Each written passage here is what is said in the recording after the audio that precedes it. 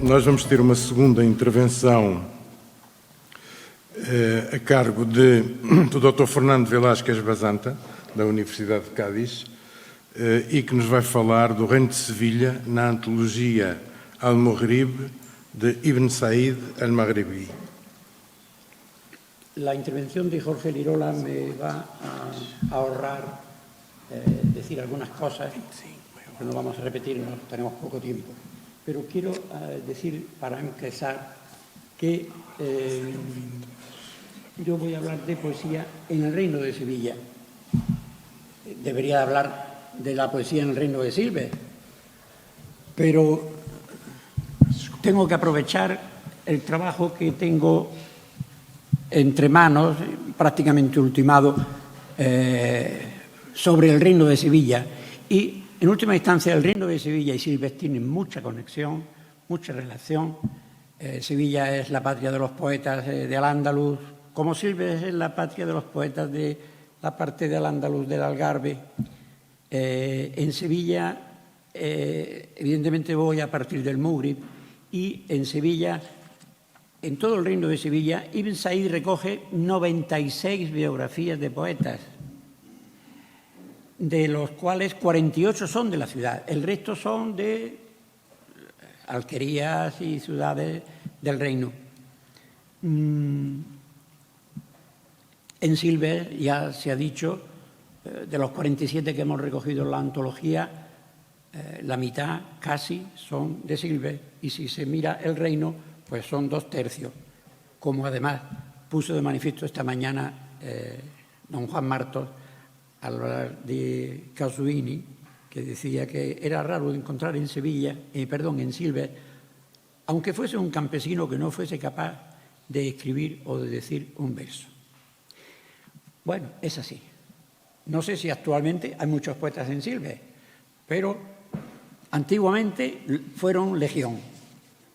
Bien, tengo que decir también, dedicar unas pocas palabras a hablar del Maghrib. Procuraré no repetirme. El Maghrib es una gran antología geográfico-literaria, porque combina esos dos elementos, la geografía y los datos biográficos de los personajes de que se trate. Se inspira, evidentemente, en antologías anteriores, que las ha citado Jorge. De modo que eso por lo que se refiere al territorio, pero luego hay otros criterios para presentar a príncipes, visires, ulemas, secretarios, cadíes, literatos en general, poetas, prosistas, incluso médicos, cristianos, judíos, son pocos, algunos sin obra literaria, en fin, es muy variada.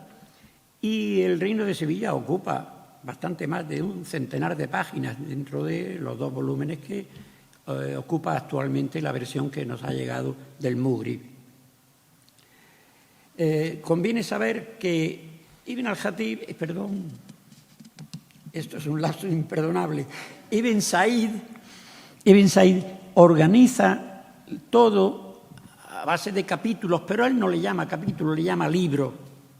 Y para cada zona, para cada lugar, él idea un título que escribe en prosa rimada. Le voy a leer algunos. Por ejemplo, el libro del Reino de Sevilla, no se lo voy a decir en árabe, podría, pero en español mi traducción diría: libro de áurea originalidad en gala del reino en que Sevilla es la capital. Luego, este libro lo divide, a su vez, en 12 libros. Uno de Sevilla, y cambia, y dice: libro de la túnica dorada en gala de Sevilla, cora soñada. Y añade hasta 12, un libro sobre Carmona, otro sobre Sidonia, otro sobre Morón, un 5.º libro sobre Calat Guard, la fortaleza de la Rosa, que probablemente es la ciudad actual de Alcalá del Río, probablemente. Luego, otro libro sobre Arcos de la Frontera, sobre Osuna, sobre Tarifa, sobre Algeciras, sobre Ronda, sobre Niebla y, por último, sobre Aúnava, la zona de Huelva. Ese es el Múgrib de Sevilla. Pero luego, por lo que se refiere a la ciudad de Sevilla, a su vez lo divide en 9 capítulos o libros. Diríamos las ciudades y alquerías que rodean a la capital.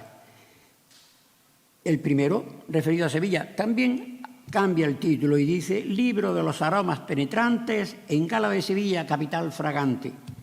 Y sigue con un libro dedicado a Macarena, otro a una aldea que todavía no se ha identificado, que se llamaba Manish, el libro de Alcalá de Guadaira, el libro de Isla Menor, el de Triana, el de la Algaba, el de Aznalcázar y, por último, el libro de Lora del Río.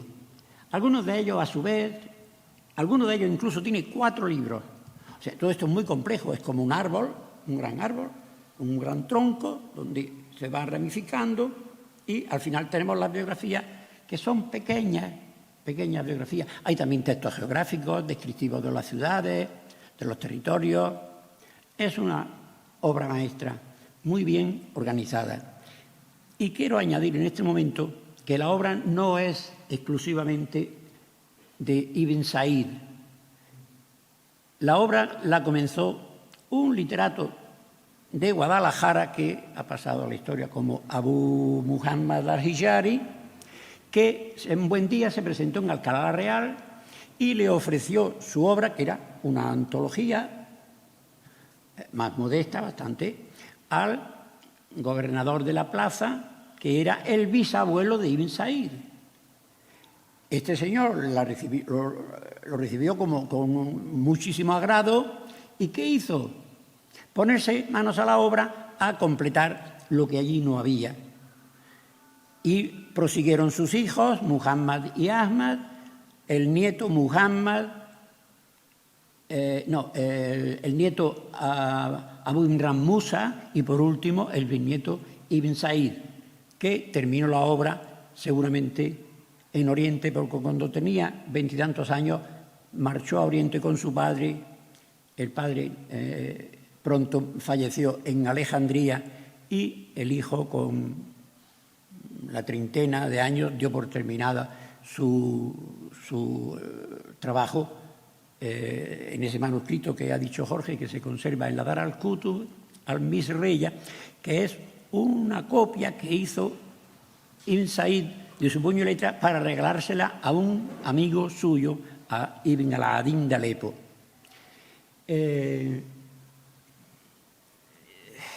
No quiero extenderme porque quiero que quede tiempo para leer algunas muestras, pero sí voy a decir que el libro de Sevilla se iniciaba con textos distribuidos en 3 apartados correspondientes a otros tantos adornos característicos de las novias, a las que los autores árabes gustaban de comparar las ciudades. O sea que hemos hablado del aspecto geográfico, ahora vamos a hablar del aspecto en el que entran a jugar las generaciones de los literatos.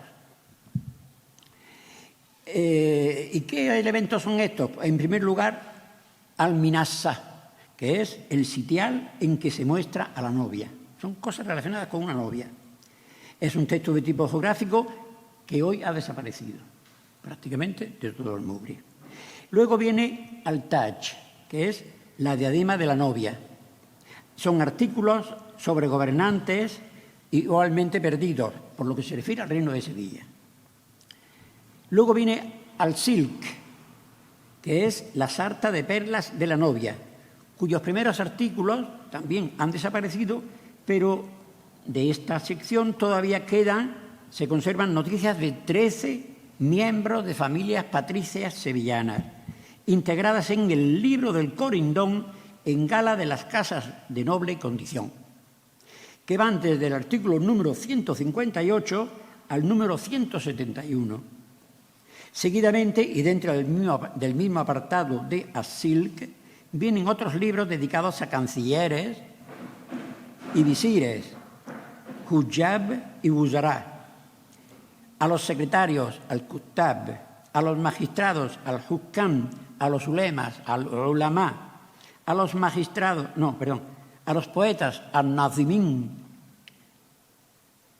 reservados los dos últimos artículos de este grupo a un cristiano y a un judío respectivamente. El judío es nada menos que Ibn Sahl, un grandísimo poeta sevillano. El libro de Sevilla termina con dos nuevas secciones, una dedicada al hulla, que es el manto de la novia, que contiene dos artículos sobre un médico y un maestro, ambos sin obra literaria. El médico es Abenzoar.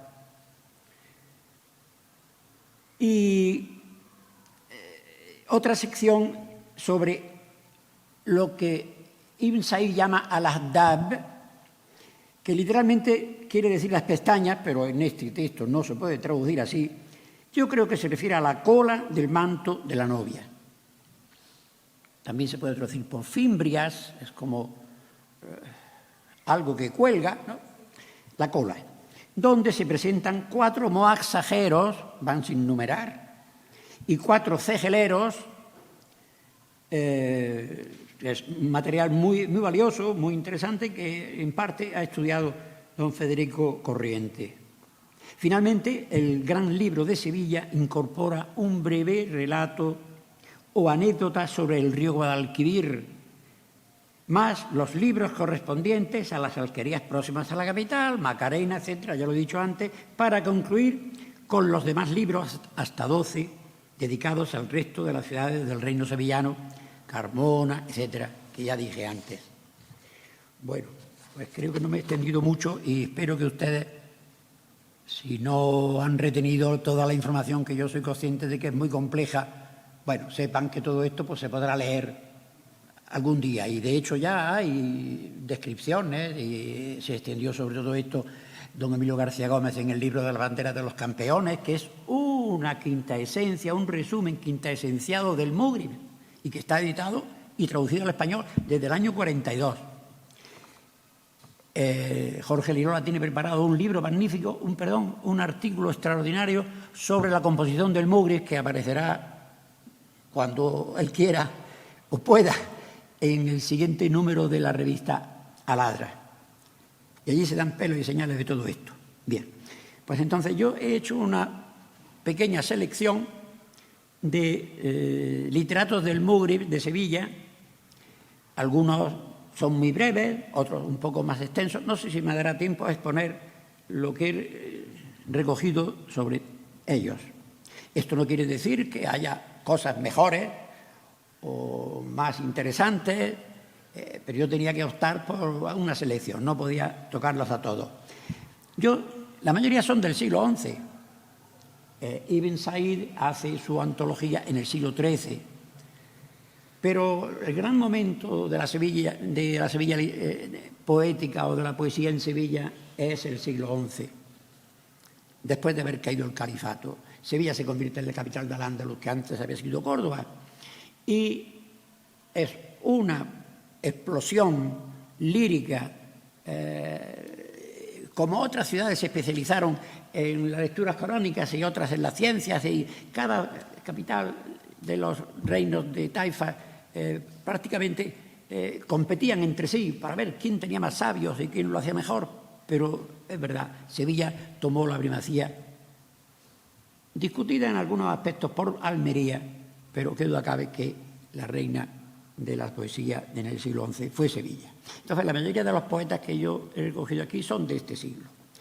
En primer lugar, vamos a hablar de un señor que se llamaba Ibn Hazm, Abul Walid, pertenecía a una familia sevillana, no tiene nada que ver con la del cordobés, famoso polígrafo cordobés Ibn Hazm, aunque entroncaron con él porque uno de ellos se casó con la hija de Ibn Hazm.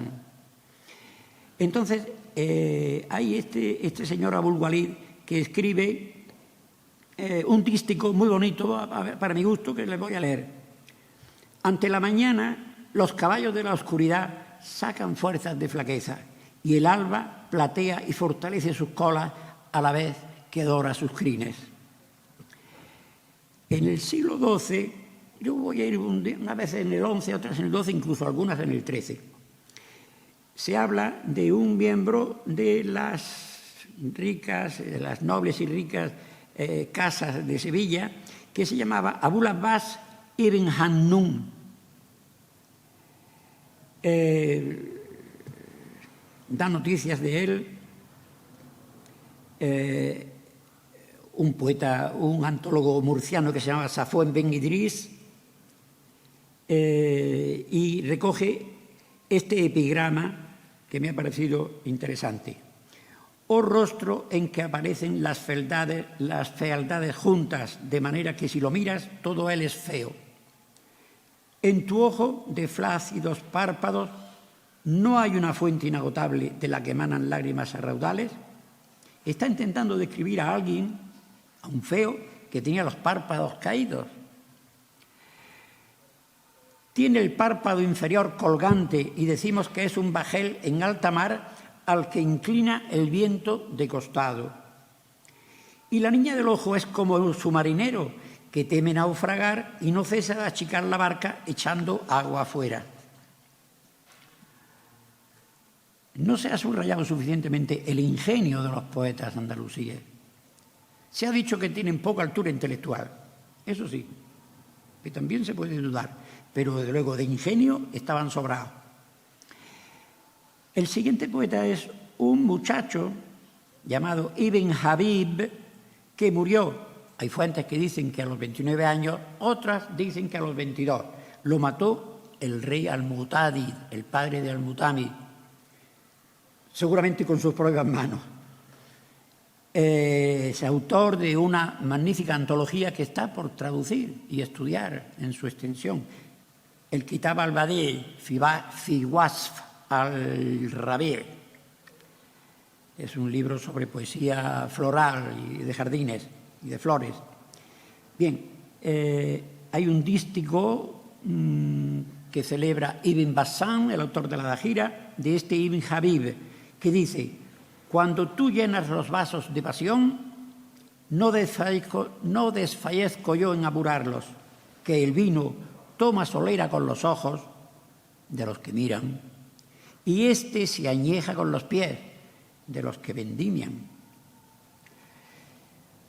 Hay un poeta muy interesante, también del siglo XI, no he salido todavía del siglo XI, que celebra el autor de la Dajira. Estos versos que voy a leer ya han sido traducidos por don Emilio García Gómez. Son muy bonitos. Yo he hecho una versión en lo que he podido, intentando mejorar a García Gómez, que es prácticamente imposible, pero yo voy a leerlo. Nada me impresionó tanto como un pichón que zuleaba en una rama entre la isla y el río.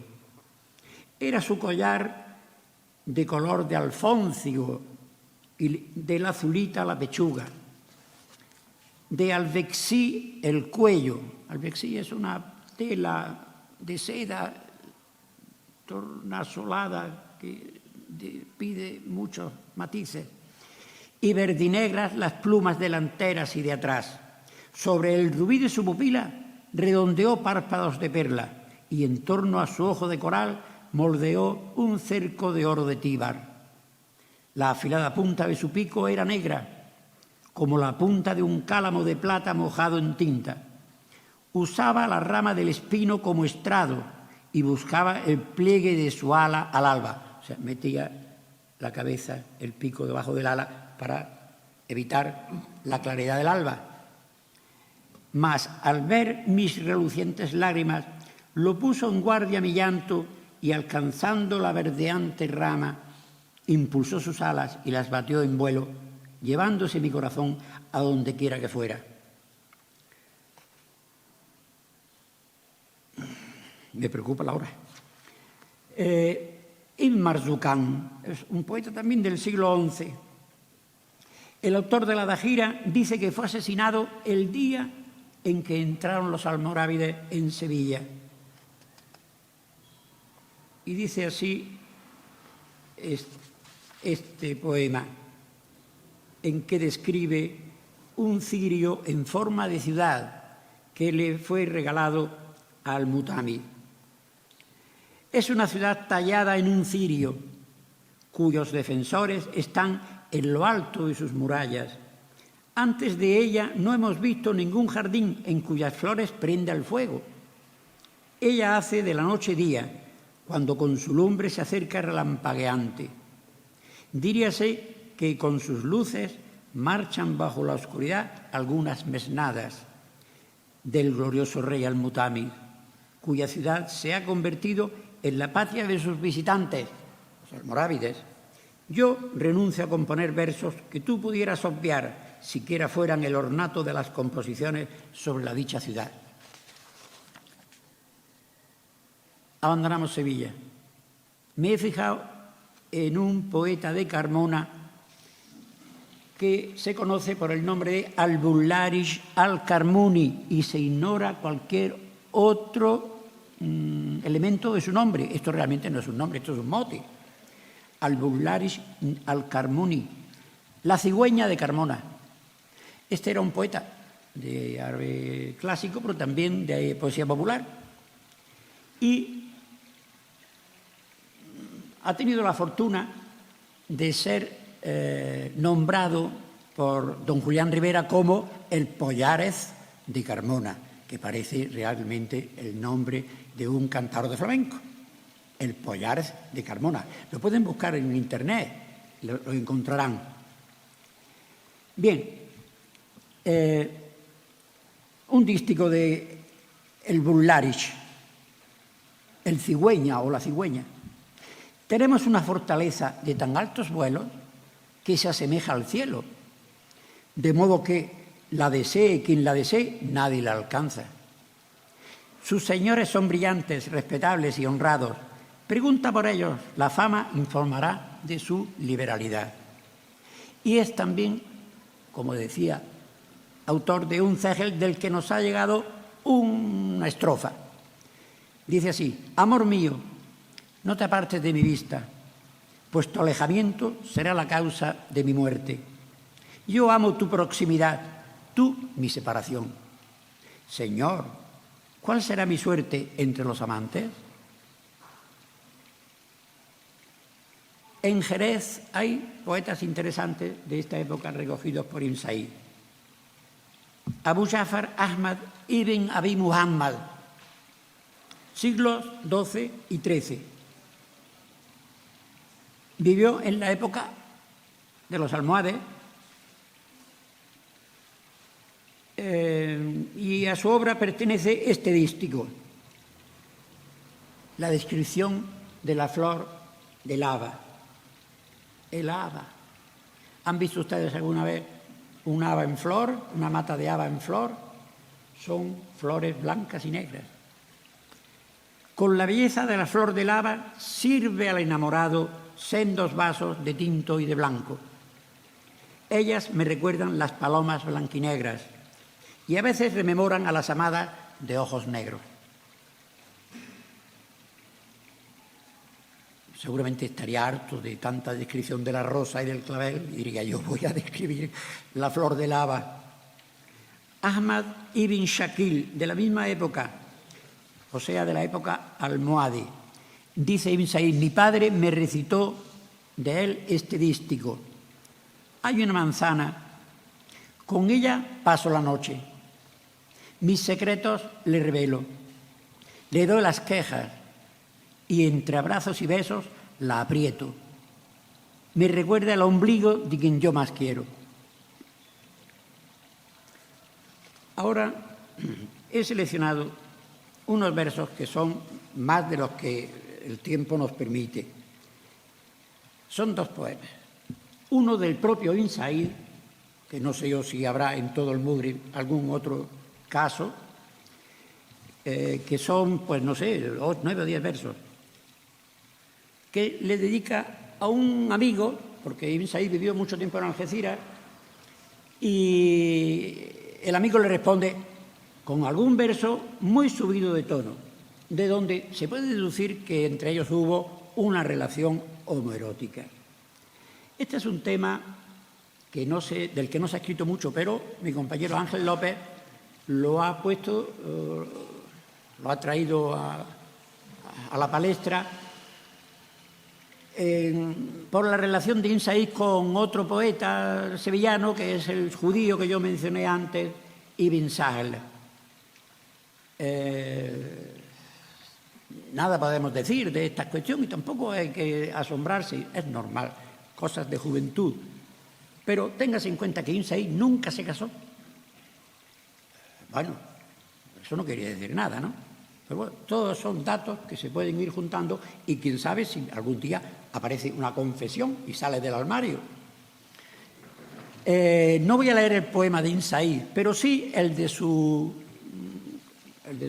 oponente o su amigo. Te obstinas en hablar de los méritos, oh ínclito, pero no te librarás de tu destino generoso.